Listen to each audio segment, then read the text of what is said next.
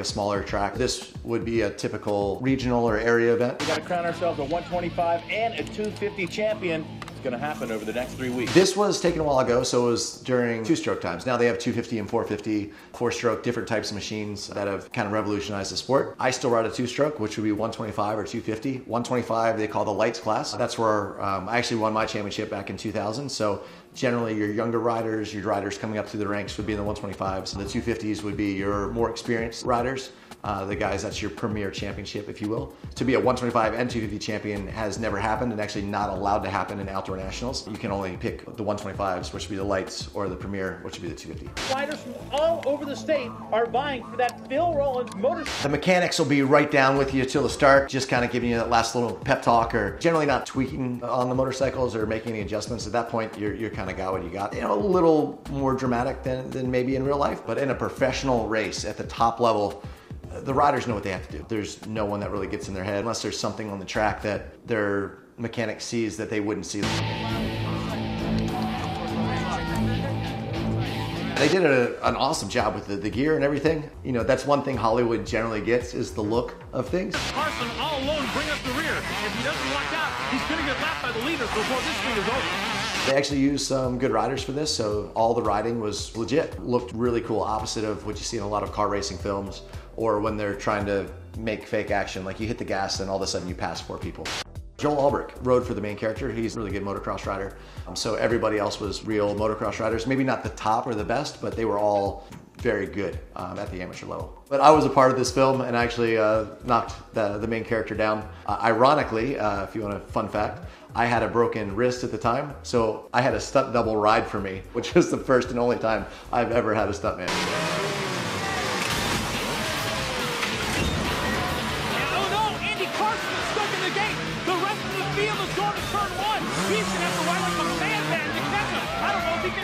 I've seen it happen maybe once in my life where a top rider gets stuck in the gate. Not something that's very common, but there's a lot of times you go down in the first turn and you can still come back to be fairly competitive. The announcers are not gonna talk about something that's just so rare to happen. Finally caught Carson. At first, picking up the pace like he's a world champ or something. Barrett's totally frustrated. A lapper should move out of the way. Not only did your character start in last place, but now the first place rider is going so much faster that they've put an entire lap on that character. Totally frustrated. A lapper should move out of the way. Barrett fighting it around him, and now Barrett takes it into his own hands. See you later, rookie. You know, everyone's yelling, get out of the way, which would totally happen. And yes, you would probably get knocked down if you were a lap down holding up the leader. If I was lapping that rider, I would knock them down much, much harder. If they're blocking the way, that would be expected. You don't block the lead guys, and when they come by fast, and they will not necessarily go out of their way to knock you down, but motocross, there's no penalties. So that was very gentle. It all makes sense except for this rider that obviously isn't very good. They're either nervous or scared or whatever happened, they get stuck in the gate, they go a lap down, they try to battle with the leader, which is, you just don't do. Next up, Hot Rod. Kimball's preparing for his final approach, ascending the multiple ramp levels to the tippy top. Now, do you really need a downhill ramp? No, but is it very Evel Knievel? Yeah, look, he's just excited, gets the crowd pumped up. This all feels very real to me. It all feels like a lot of showmanship. It's all about the stunt. Nothing to do with racing, nothing to do with actually having any skill on a motorcycle at all. You just have to be willing to go fast enough to make the jump and I guess be good enough to get the bike to land how you want it to. This is kind of like this little podunk little area, but he has, you know, a $30,000 roll-in ramp, which, you know, his motorcycle's a piece of junk. Usually if you're doing a fair event or something, you wouldn't take the time to build that roll-in as big or as theatrical. But that's kind of what Evel Knievel did, and Evel made a living on his showmanship. Hot Rod is kind of like the underdog Evel Knievel story of a stuntman trying to make it, thinking he's a lot better than he is, and failing at every step. Eagle, fox, bottlenose dolphin, octopus, house cat. He's kind of, you know, summoning everything that he can, and he's naming octopus, house cat. Like, this is kind of like a showmanship that you would see any stunt rider do beforehand, but they're not going to do it to the with themselves. If he's thinking about what he's doing, you know, Rod is going to be more in that moment, and all of this stuff would already have been done before this point.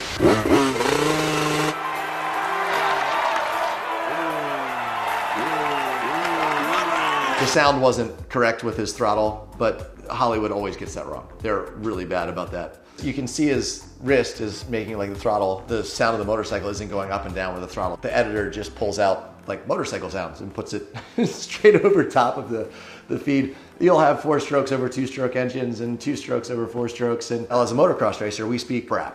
Like brap, brap, brap, brap. So you can actually talk to anyone that rides a dirt bike, whatever language you speak, and you can talk them around the track, what gear you're in, what the motorcycle sounds like, and you can actually take that and learn distances and everything off of just literally the sound that you make. Every Hollywood film starts out vroom, vroom, vroom, like you kickstart the bike, you rev the throttle. You never really do that, but you should probably have someone that edits these films that knows a little bit about how to speak brap. Here we go, dropping in. A wheelie down's pretty good. Oh, feet come off.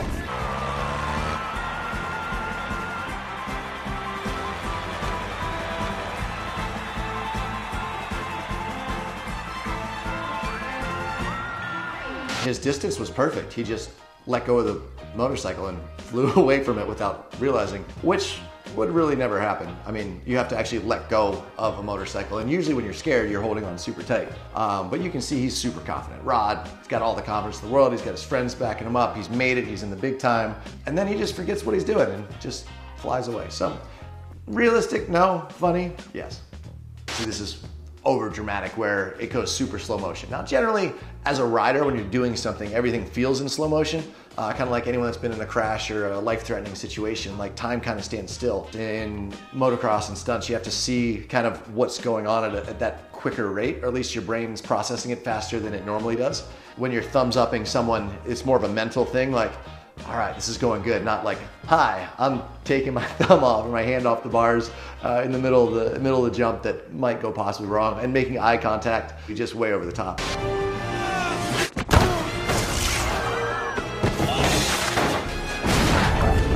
Everyone that's jumped motorcycles from that height's fallen from that height and tumbled, and sometimes you break bones and sometimes you get up and you're just bruised up. So somehow the motorcycle took a hard deviation off of the flight path on the landing and took out the stage and everything else. That would probably not happen. I would hope in this day and age that people would have a little more common sense of what possible direction the motorcycle would go and how it would bounce and not put the stages there. But you know, even in motocross races in recent years, guys have flown off the track and hit tractors on the side.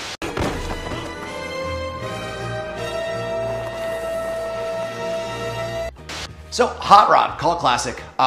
Definitely one of my favorite movies, for sure, sadly, but definitely a lot of fun. And anyone that's done stunts in their backyard, it makes you feel back in those kind of early days of just building your own ramps, nothing working, crashing all the time, but having fun. All right, guys, next up, vice principals. If you want to go 12 o'clock, Neil, you gotta believe. Okay, I believe.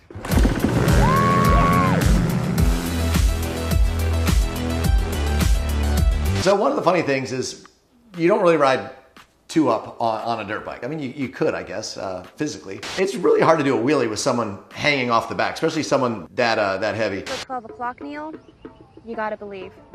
Okay, I believe. She's trying to teach him how to do a wheelie, to go 12 o'clock, which means straight up and down, pointing towards 12. Not something that's necessarily like a racing term, but she never did a wheelie, which was interesting.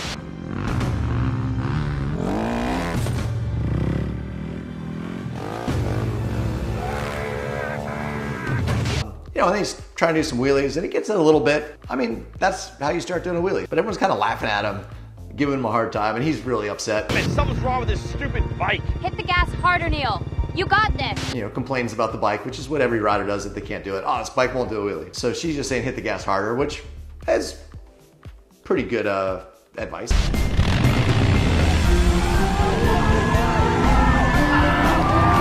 Now, at this point, you need to have your right foot on the rear brake, or the bike will just loop out on you.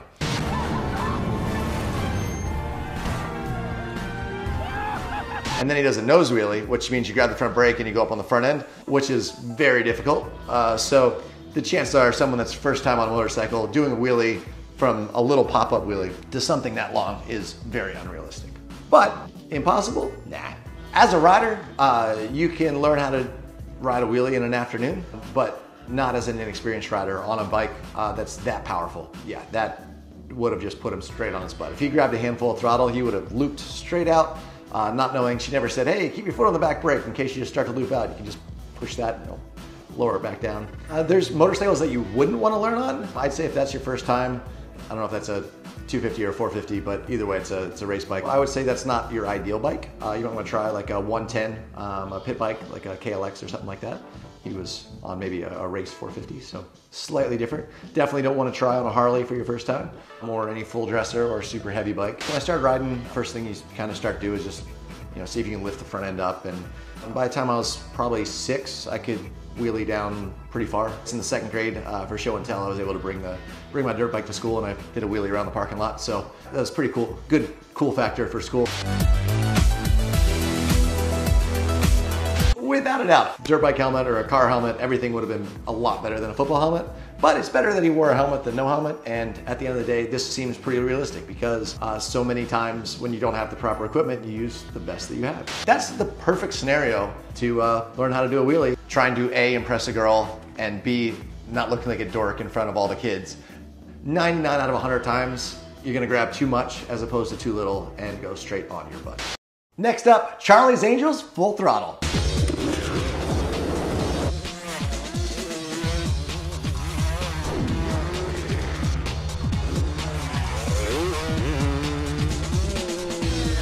They built this track where there's no flaggers, there's no starting gate. It's kind of a freestyle park, so it's kind of like this unrealistic, just out of this world kind of place where you have all the top riders that are going around doing kind of a speeding style, if you will, like X Games had, where you get points for doing tricks and for going fast. So there's no real barriers or boundaries.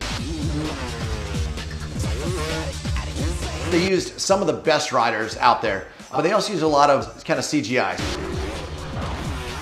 You see, like, motorcycles don't explode on impact. It's kind of odd. A couple spots you have places where there's actually mechanics and stuff where you don't really get that feel from the overall perspective of this. It looks like more of like a practice facility where you just have kind of the best in the world gathering around to be awesome.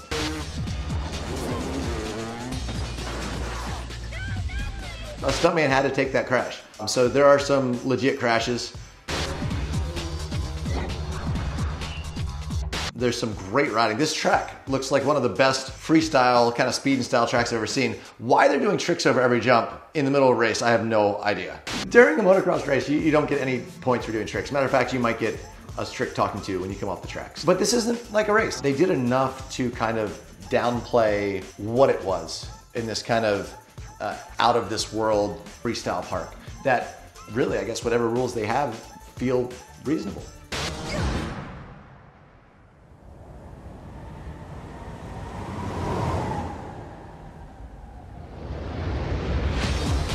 This was right when backflips were just coming out. Pretty cool to do a backflip and land right in between 2 other people. It's wild that every bike is just blowing up on impact, and that no one really seems to care. All the riders just keep going. That's about the time the rest of the riders would go, you know what, we're gonna stop and see if they're okay. I mean, like, I might knock my friend down and laugh, but if they're on fire, like, that's kind of my cue to say, yeah, we've gone a little too far here.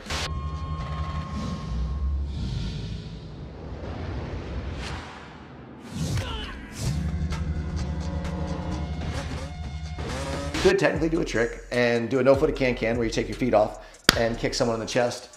I've accidentally knocked my friend off the bike where he landed and actually fell on impact after kicking him in the chest. Now this turnaround firing back, you wouldn't be able to get back on unless you had a tow hook there. This kiss of death while shooting, while taking both hands off, completely impossible. Now, to have 2 guns loaded in your hands somehow after you take off, and to be able to let go while doing a handstand, there'd be no way that you could stay with the motorcycle. You're weightless. So once you turn one way, if you don't have anything hooked, you just keep spinning. And when you fire the guns, so any kind of impact is gonna significantly change your direction. And then putting them back in the holsters, grabbing back on the motorcycle that's still magically right there, even though you've had propulsion in a different direction.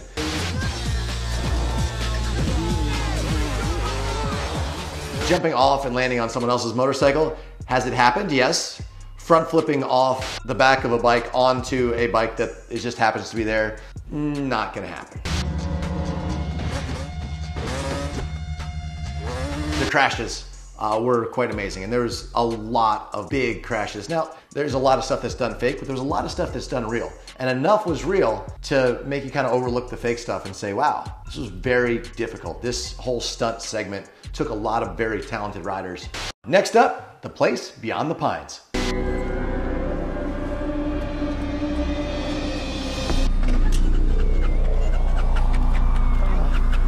Battery's dead. That's disappointing.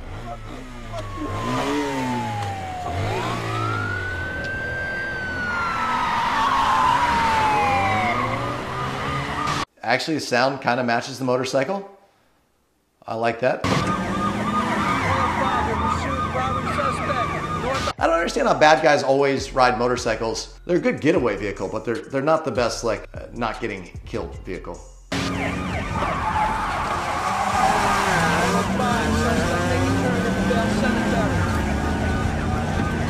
So right now, the motorcycle could just kind of go straight, but he's somehow being caught by the cop cars, which doesn't really make a lot of sense.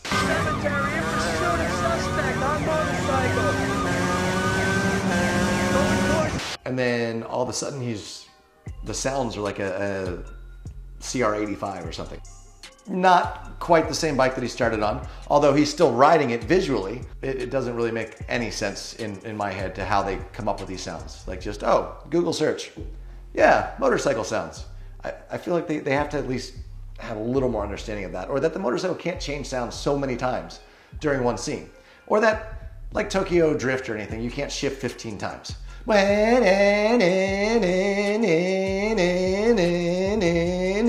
like, okay, motorcycle has 6 gears. That bike might only have 5, but this guy just shifted 15 times going down the straightaway.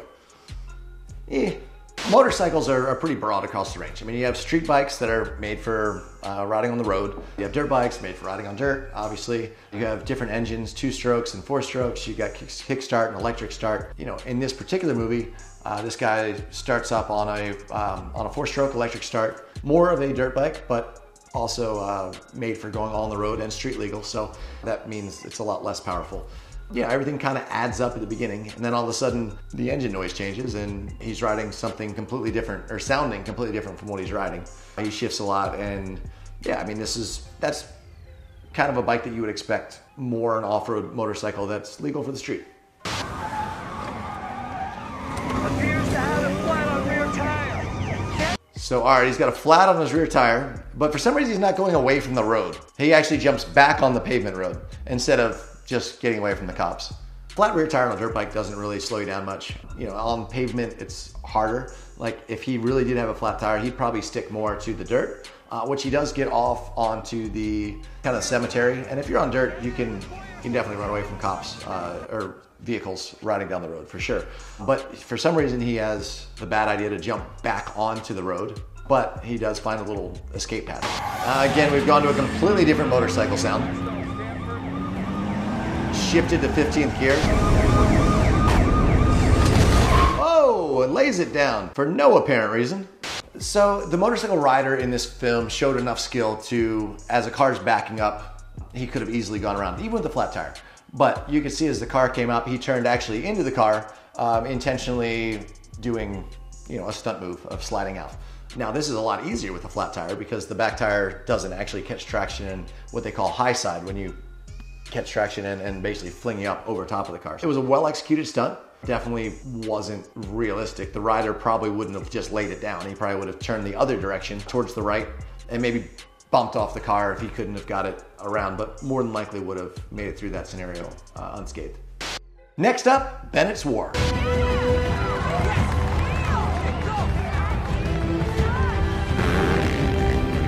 These guys are actually riding at a place called Glen Helen, very popular motocross track. Got some big hills out there. And these two were just so far ahead of everyone else that nobody else looked like they were on the track. Makes it easier, A, for filming, and B, it's very realistic to what could actually happen. Gotcha. You're not gonna be saying gotcha or talking really through it. Oh, there we go. Grabs a handful of throttle, like every other movie does, and passes the main character. Number 1.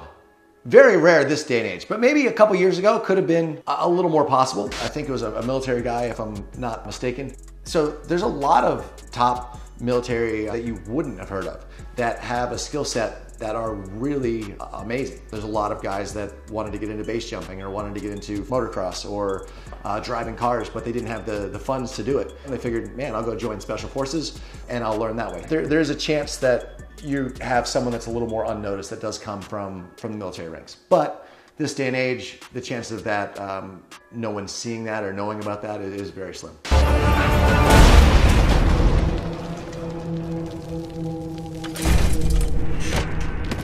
To see someone come back from an injury, you're always expecting them to take a little bit of time to get up to speed mentally. So it's always cool when you have this kind of underdog story, someone that got hurt, someone that's beat up, and when they do get back out there, they are as fast or faster than they were before. Every injury is different, and every injury has a little bit of a psychological factor as well. So there's a lot of guys that they get hurt, and all they think about is getting back out there, and they're actually mentally trained and think about what they're gonna do different, how they're gonna do it better. They're watching videos, they're watching tape, they're understanding the sport a little bit better. They get a different perspective on how much it means to them, and they come back, and their first day back on the motorcycle, they'll be as good as their last day off.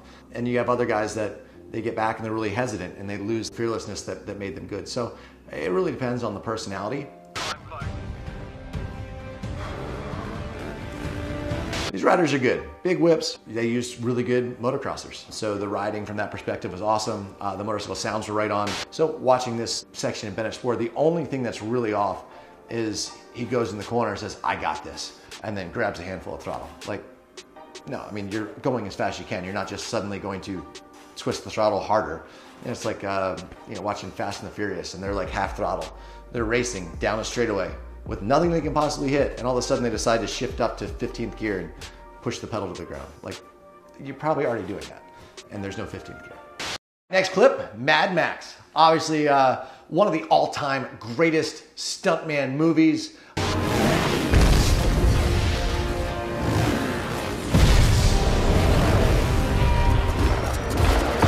Now, for motorcycles to try to take down this big truck is crazy, but they do have some firepower. They're dropping some bombs, if you will, onto it. And yeah, he shoots down some motorcycles. So that was a big jump that the guy just jumped off the motorcycle on. This is one of the things they did a really great job to make the stunts the primary factor. And the sound was right, the bikes were right. You know, that's a huge thing when you're working kind of in the stunt world. So yeah, I thought that was all done really well.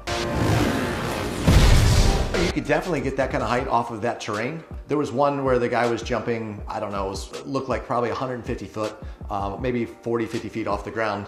You're not going to jump that far unless you know what's on the backside. So unless they were extremely familiar with that area and had already done that jump before, that's not just something you just launch in the air and hope there's a landing on the other side, because, well, unless you're suicidal.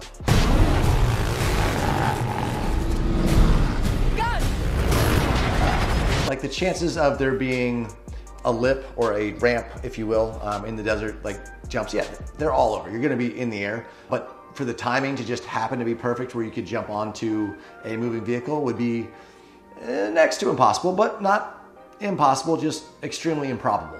I like the stunt work in there. It's a little unrealistic that it could have all happened, but could all of it happen individually? Of course.